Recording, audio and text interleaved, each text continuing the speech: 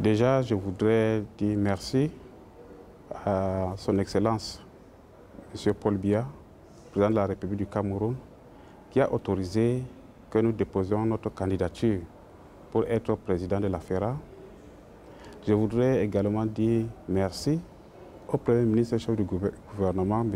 Dion Ngouté, qui a accordé cette candidature afin de solliciter l'autorisation du chef de l'État. Je dis merci au ministre des Travaux publics, Nganou Ndjoumessi, qui est la tutelle technique du Fonds routier du Cameroun, et M. Louis-Paul Moutazé, qui est la tutelle financière, qui a également bâti un ensemble de dispositifs pour mener à bien cette candidature. Et je dis merci au président du comité de gestion, le ministre délégué aux finances, M. Yaouba Abdoulaye, qui a également mis tout en œuvre pour que cette candidature soit formalisée.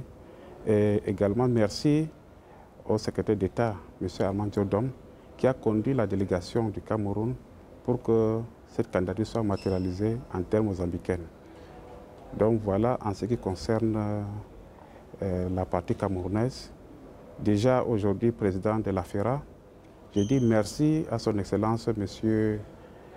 Philippe Nyusi, qui est le président de la République de la Mozambique, qui a autorisé que l'Assemblée générale se tienne en Mozambique, et plus précisément à Maputo.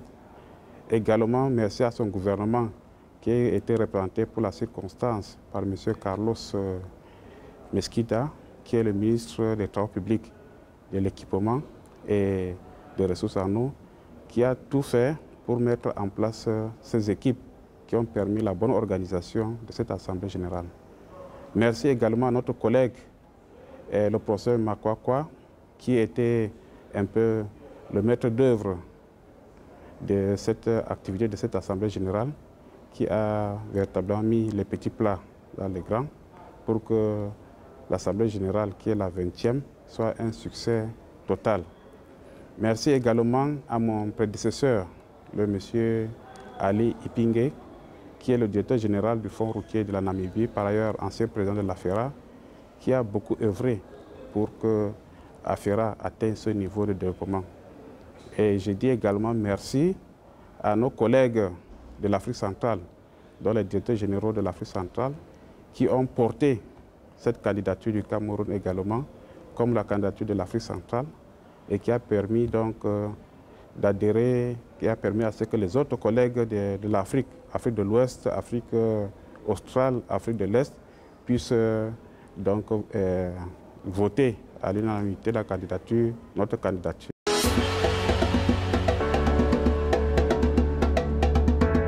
Oui, déjà, il faut le dire que le défi est grand. Déjà, nous allons parachever les actions que notre prédécesseur a déjà entamées dans le cadre du bon fonctionnement de la FERA. Mais également, nous allons mettre en œuvre très rapidement le plan stratégique qui a été voté et adopté au Sénégal lors de la dernière Assemblée générale. Donc, ça sera notre cheval de bataille. Mais également, nous allons donner un peu de visibilité encore à la FERA en apportant cette institution-là auprès de l'Union africaine, pour que l'Union africaine soit et reconnaisse la FERA comme étant un partenaire privilégié et un partenaire de référence.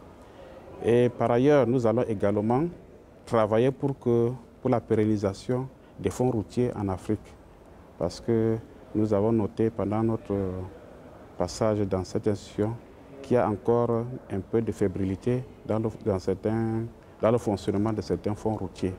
Donc nous allons mener des actions dans ce sens-là, développer des partages d'expériences entre les fonds routiers pour que les expériences des uns profitent aux autres dans le sens de l'amélioration de leur fonctionnement.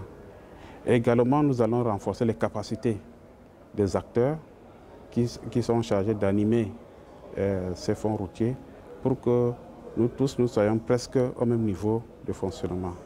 Donc voilà en quelques lignes les objectifs que nous pensons pouvoir atteindre au bout de notre mandat.